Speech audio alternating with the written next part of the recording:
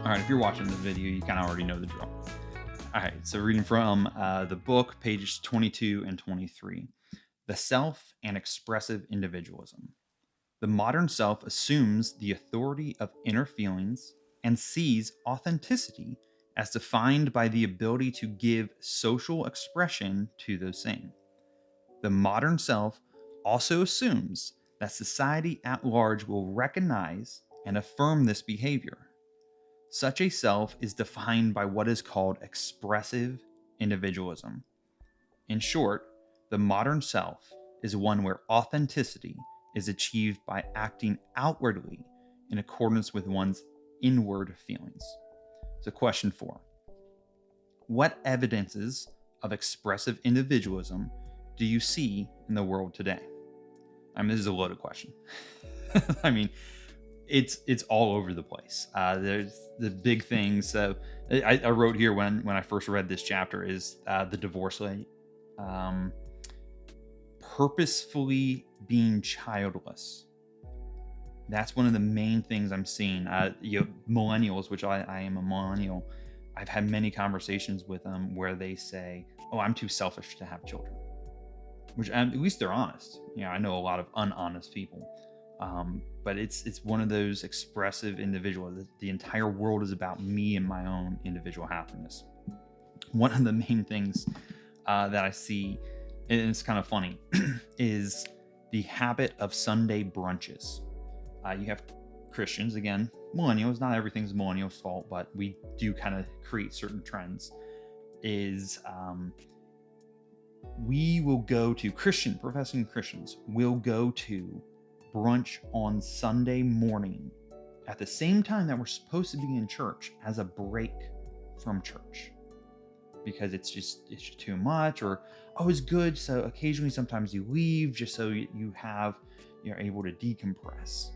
That's one of the signs and evidences that I see of this expressive individualism. It's no longer about sharing something greater with a larger community. It's all about the self. I go to Sunday brunch so that I can recharge and then come back and worship God in a better, grander way. However that works. So someone obviously not reading their Bible came up with that.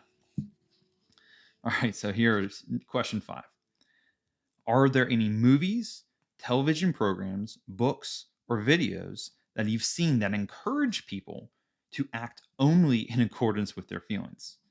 I mean, these movies have been around my entire childhood. Nearly everything that I've ever watched has a follow your heart message to it. Frozen, which I'm not a huge fan of Frozen. I'm not an enemy of Frozen. Frozen, huge element of follow your heart. Be true to you. She's only able to have access to her powers or control her powers when she's finally true to herself. Particularly the second movie. That movie just hot garbage. But it's all that. Be true to yourself. Every movie that's been coming out in Marvel and particularly on the television shows, those have all had somewhat similar messages of the expressive individualism and not taking responsibility for yourself, but blaming someone else, blaming society for your problems. To me, one of the worst, and I've debated people on this movie for years, is The Notebook. That is like, people says, it's a great love story. So here's the story. You have two not good people who carry on a summer fling with each other. Her mom recognizes that this is not a good guy. My daughter probably shouldn't be with him. So they move. Years later, she goes back to the town for some contrived, reason. And this guy's been sleeping with the local widow. He's kind of a bum. He doesn't really do anything. He's an artist, but he's Ryan Gosling. So, I mean, of course he's attractive. And if he was pudgy, if he looked closer to me versus Ryan Gosling, this wouldn't be a movie. Well, she's engaged. So she comes to the town and she's like, "Why didn't you write me? Blah, blah, blah." And he's like, "Oh, I wrote you every day." And it turned out her mom had taken them and would burn all the letters and everything. But she ends up sleeping with him.